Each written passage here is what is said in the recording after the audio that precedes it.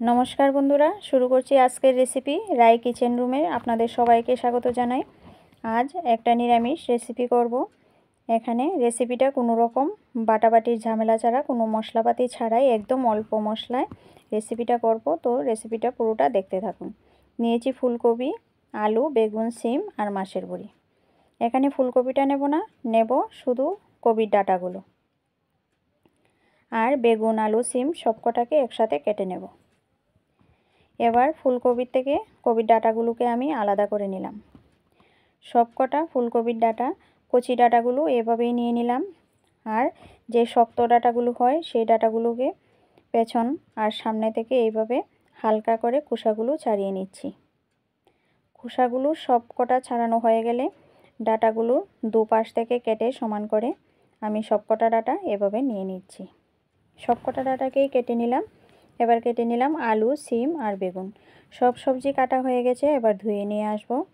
ধোয়া হয়ে গেলে এদিকে একটা শিলনোড়ার সাহায্যে আমি ফুলকপির ডাঁটাগুলোকে তেতো করে নিচ্ছি। সবকটা ফুলকপির ডাঁটা এভাবে তেতো করে নেব হালকা হাতে।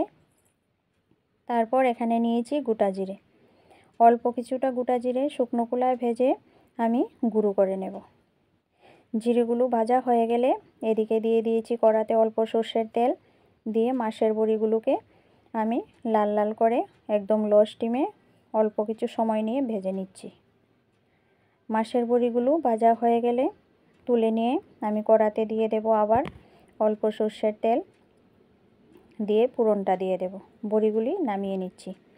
এবার দিয়ে দিচ্ছি দুটো শুকনো লঙ্কা আর গোটা জিরে, পাঁচফোড়ন একসাথে মিশিয়ে ফোড়নটা দিয়ে দিচ্ছি। 2-1 সেকেন্ড নাড়াচাড়া করে দিয়ে দেব কেটে রাখা সবজিগুলো। এবার কেটে ধুয়ে রাখা সবজিগুলো দিয়ে দিলাম ফুলকপির ডাঁটাগুলো।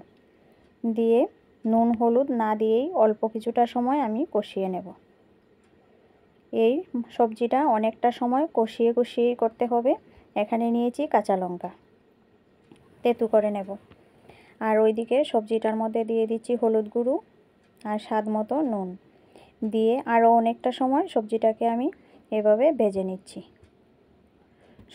সবজিটা ভাজা হয়ে গেলে এদিকে দিয়ে দেব তেতো করে রাখা কাঁচা লঙ্কাটা। তেতো করে রাখা কাঁচা লঙ্কাটা দিয়ে আরও কিছুক্ষণ সময় ভেজে তারপর আমি দিয়ে দেব কাশ্মীরি লঙ্কা গুঁড়োটা আর অল্প স্বাদের ব্যালেন্সের জন্য চিনিটা। যেহেতু নিরামিষ চচ্চড়ি তাই চিনিটা একটু লাগবে। এখানে দিয়ে দিলাম, দিয়ে আরও অনেকটা সময় অল্প আঁচে কষিয়ে রেসিপিটা করে নিতে হবে। এবার অল্প জল দিয়ে ঢাকা দিয়ে 2-4 মিনিট সেদ্ধ করে নিয়েছি। সেদ্ধ করা হয়ে গেলে আরও কিছুক্ষণ সময় কষিয়ে নেব। এদিকে সবজিটা সেদ্ধ হয়ে গেছে ভালো করে। এবার খুন্তির সাহায্যে অল্প কিছু ভেঙে গুঁড়ো করে দিয়েছি। এদিকে দিয়েছি ভেজে রাখা মাছের বড়ি আর ভাজা মশলাগুলো দিয়ে আরও অল্প সময় কষিয়ে নিচ্ছি। সবজিটা একদম মাখো মাখো থাকবে। এবার সবজিটা আমার পুরো রেডি হয়ে গেছে রেসিপিটা। এবার দিয়ে দিচ্ছি ধনেপাতা কুচি। ধনেপাতা কুচিটা দিয়ে তারপর অল্প সময় নেড়ে চেড়ে আমি নামিয়ে নিচ্ছি। তো আজকের রেসিপিটা কেমন লাগলো অবশ্যই জানাবেন।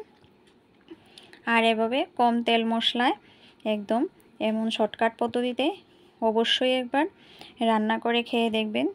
যদি ভালো লাগে তাহলে অবশ্যই কমেন্ট করে জানাবেন। আর যদি ইউটিউব থেকে দেখে থাকেন আমার এই রেসিপিটা তাহলে সাবস্ক্রাইব করে চ্যানেলটাকে পাশে থাকবেন। যদি ইনস্টাগ্রাম বা ফেসবুক থেকে দেখেন তাহলে ফলো করে পাশে থাকবেন। ধন্যবাদ রইল। আজকে এইটুকুই। কাল দেখা হচ্ছে অন্য কোনো রেসিপি নিয়ে।